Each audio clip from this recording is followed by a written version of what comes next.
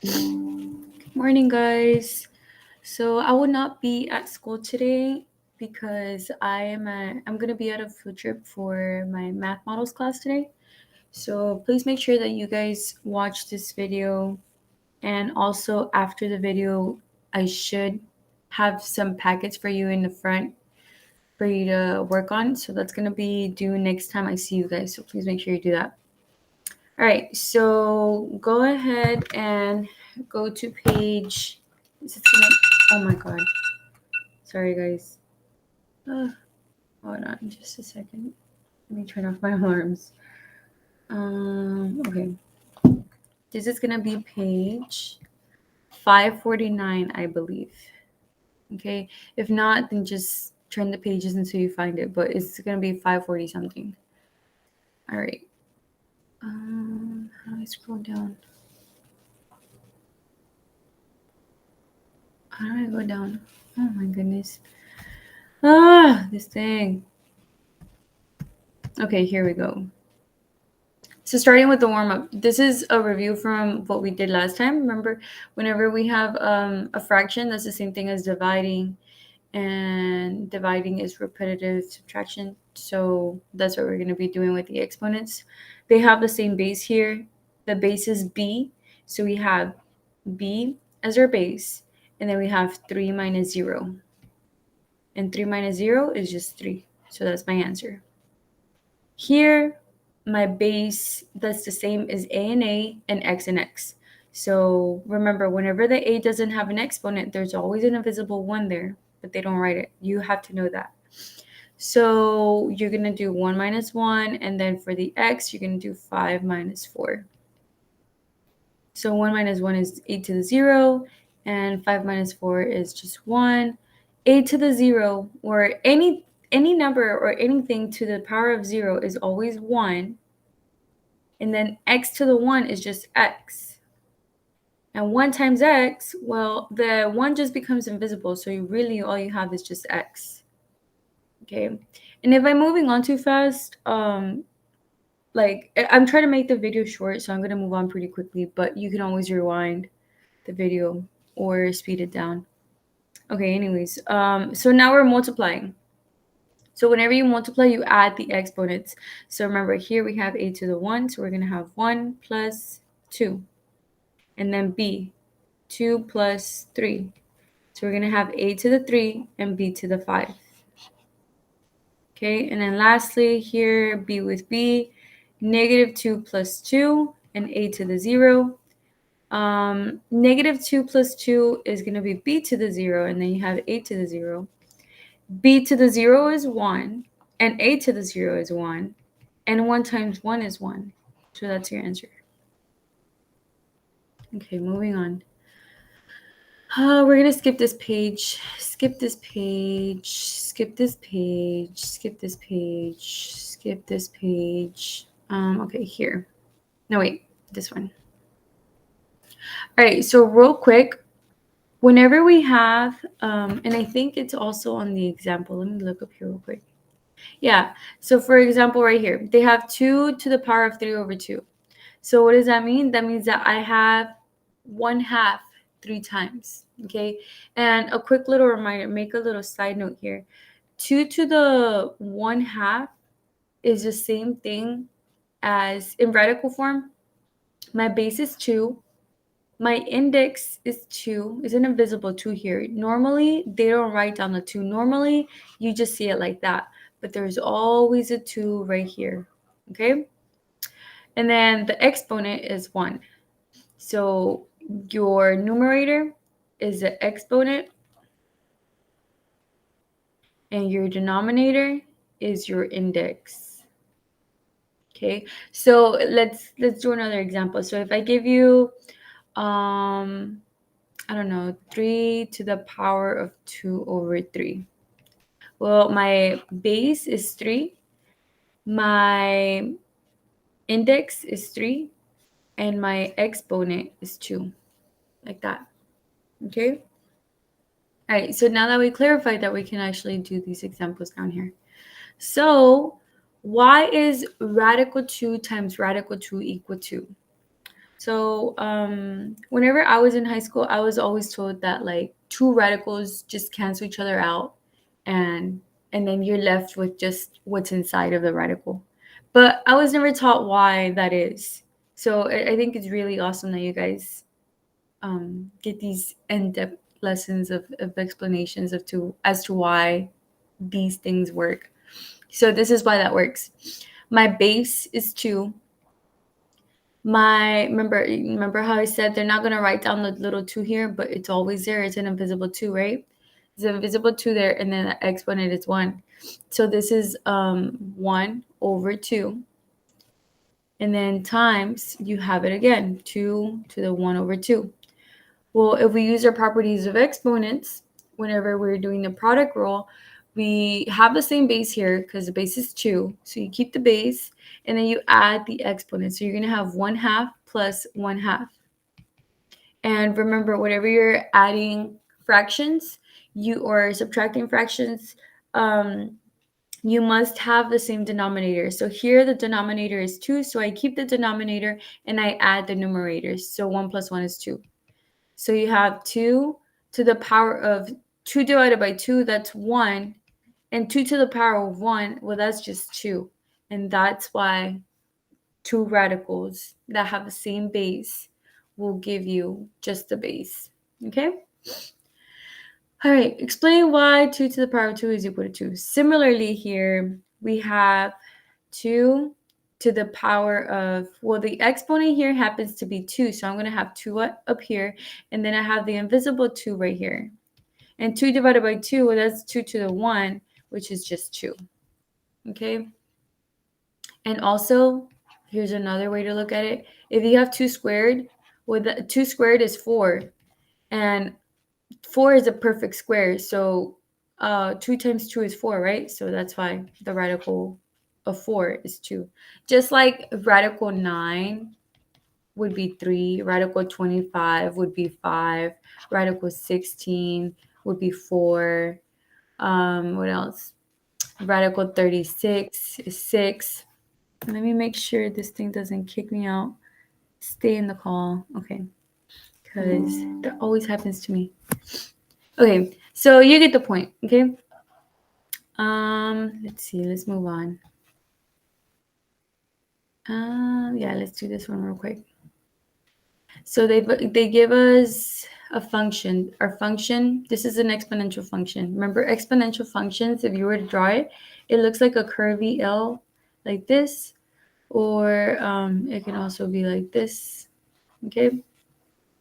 All right, so they give us 2 to the power of x, which means that whatever input they give me, like here, my input is 0. So I'm going to have 2 to the power of 0, which is 1, right?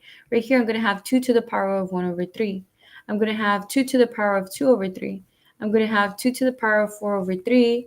And then down here, if I make that into radical form, my base is 2, my index is 3, and my exponent is 1. Okay?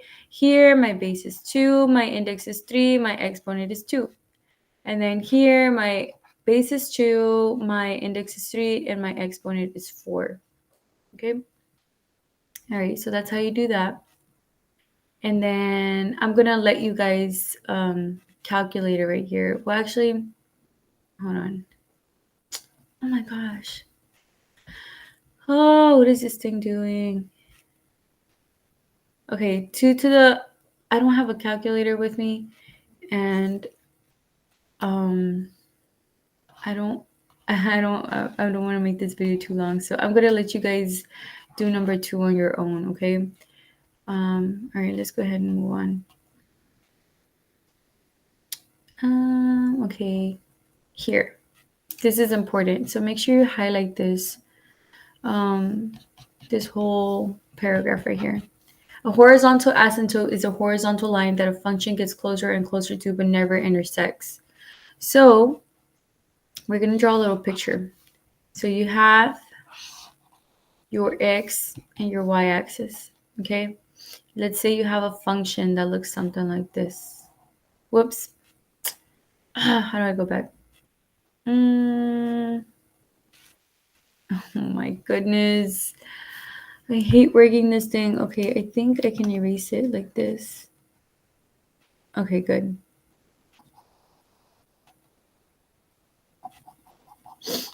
Okay, so let's say my graph looks something like this. Okay, a horizontal asymptote. Let me see if I can change color. I don't want to mess with it. Never mind. A horizontal asymptote is going to be a horizontal line that goes like this. So think about it. If I draw a line that goes like that, pretend the line is straight. It crosses the y-axis, right? So it's going to be y equals what? Well, this graph, if I follow it with my finger, is getting really, really, really, really close to 0 on the y-axis, but it never quite touches it. So that is what a horizontal asymptote is. It would be y equals 0 because it's getting really close to 0, but it's never going to touch it. Okay, and that's how you do that. Okay, moving on. So you see like how right here, it looks like it's gonna touch it, and it looks like it's touching it. But if you were to zoom in on decimals, it never touches the x-axis. So exponential functions will never have an x-intercept, only y-intercept. Okay. Okay. Rewrite each expression as a power. So our base is 7, our index is 3. Remember right here, I said that whenever it's like this, there's always an invisible 2 right here. Well, right here, there's no invisible 2 because they actually wrote down the 3 for you. So that would be your index. Your exponent will be 1. So this is how you do that. Here, my base is x, my index is 5, my exponent is that invisible 1. And then here, I have my y. Now, this is where I have my invisible 2, okay? So 2, and then to the power of 1, the exponent of 1. All right, moving on. Rewrite each expression in radical form. So I have my base of 8, my index is 4, the exponent is 1. And start getting used to seeing it just like this, because on the STAR test, they're not going to put that invisible 1. They want you to know that it's there. They expect you to know that, okay? Here, my base is z, my index is 5, my exponent is 1. And then here, my base is m, my index is 3, and my exponent is 1. Okay. Use the properties of exponents to rewrite a m over n. So a m over n, you can rewrite this as a m to the 1 over n. And this would be the base is a. My exponent is, sorry, my, hold on. Yeah. My exponent is, wait, something is not right here. Okay, yeah, sorry. It would be n in here. Oh my God, how do you erase? Okay, here we go.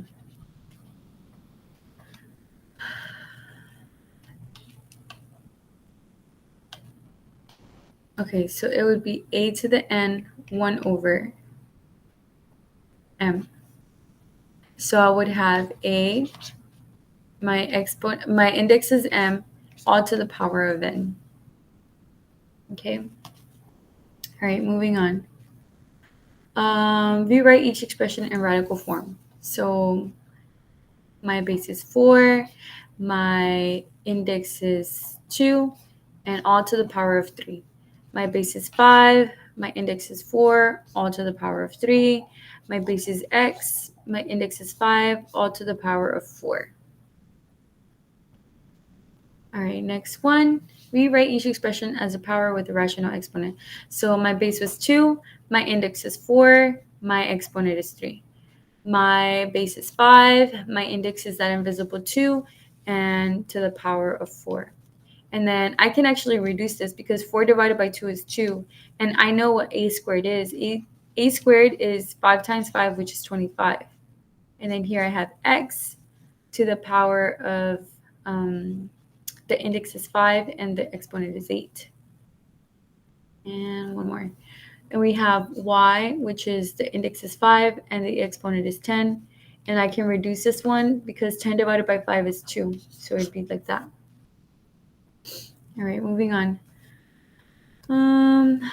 So here's the good stuff. So we're gonna rewrite each radical expression by extracting perfect squares. So you wanna get prime numbers. Like prime numbers are like 2, 5, 7, 11, 13, 17. So it's numbers that only have multiples of 1 in itself.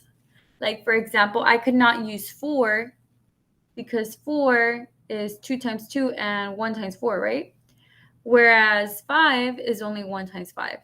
2 is only 1 times 2. 7 is only 1 times 7. Do you get it? Like the only multiples that that number has is 1 in itself. So here, I start with 2. 2 times what will give me 50? If you don't know, work backwards. Divide. What's 50 divided by 2? 25. Okay? Now, I can't expand the 2 any further, right? Because I will only have 1 times 2. But 25, I know that 5 times 5 is 25. So I have 2, 5, and 5 because I cannot expand 5 anymore. It's a prime number. So this is what I get. I get 2 times 5 times 5.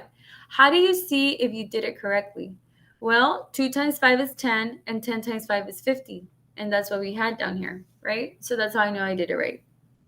My index, remember, it's an invisible 2 right here. What does that index tell me? That index tells me that I need 2 of the same numbers. So I need a pair of 2. Okay, and I have a pair right here. So what happens, that goes out here. So I'm going to have 5 radical. What's left inside? That 2. So that's my answer. All right, same thing for 24. So let's start with 2. 2 times 1 gives me 24. 12. If you didn't know that, work backwards. Do 24 divided by 2. And then 12, I can expand that because 2 times 6 gives me 12, right? And then 6, well, 2 times 3. And then I can't go any further. This is because I can't expand it anymore. So I have 2 times 2 times 2 times 3. Remember my index is 2. So I need 2 of the same numbers. So I have 1 here, and that's it. There's nothing else that I can make a pair of 2 with. So that 2 comes out here. So I have 2 radical. Whatever is left inside, you multiply it together. So 2 times 3 is 6. And that would be my answer. Okay. Okay, 3 radical 20. So don't worry about the 3 for now. Let's worry about the 20. So 2 times 10. 2 times 5. And I think that's it, right? So we're going to have, now worry about the 3. So you're going to have 3 radical 2 times 2 times 5. 2 times 2 is 4. 4 times 5 is 20. So yes, I did it correctly. Oh my God. Okay. So remember the index is 2. So I need a pair of 2. I do. So I bring this out. So I'm going to have 2 times 3 radical 5. You multiply these 2 on the outside. So 2 times 3 would be 6 and then radical 5. And that would be your answer. Okay. I saw a common mistake that I've been seeing is that y'all take the 2 times 2 and you want to make it a 4. You want to multiply it. You don't multiply it because it's a pair. So you just take it out as a pair. Okay. So it would just be 2, not 4 out here. All right. Next one. Whenever you have 2 like this, you multiply them. 3 times 6 is 18. And then you work like that. 2 times 9 and then 3 times 3. So you have these 3. So you're going to have 2 times 3 times 3. Your index is 2. You have a pair right here. You take it out. So you're going to have 3 radical 2. That's your answer. 3 times 12. That's going to be radical 36. So you're going to have 2 times 18, I believe. And then let me scroll down. 2 times, oh, whoops. Okay, 2 times 18, and then 2 times 9, and 3 times 3, right? So you have 2, 2, 3, 3. So you're going to have 2 times 2 times 3 times 3. My index is 2, so I need two of the same number. So I have one here, and I have one here. What happens whenever both of them come out? You're going to have 2 times 3, right? And there is nothing there is nothing going to be left inside of the radical. So there is no more radical. It's just 2 times 3, which is 6. And that makes sense because 36 is a perfect square, and we know that 6 times 6 is 36. Oh my goodness. I'm so sorry, guys. Okay. So, what was I saying? Yeah, radical 36. 36 is a perfect square, so that's why it's 6, because 6 times 6 will give you 36. And I think I'm gonna stop the video right here. Just make sure you do the packet. Rewatch this video if I was moving on too fast, and email me if you have any questions. The packet is due next time I see you guys, so make sure you are actually doing it. Okay, bye guys. Y'all have a good day.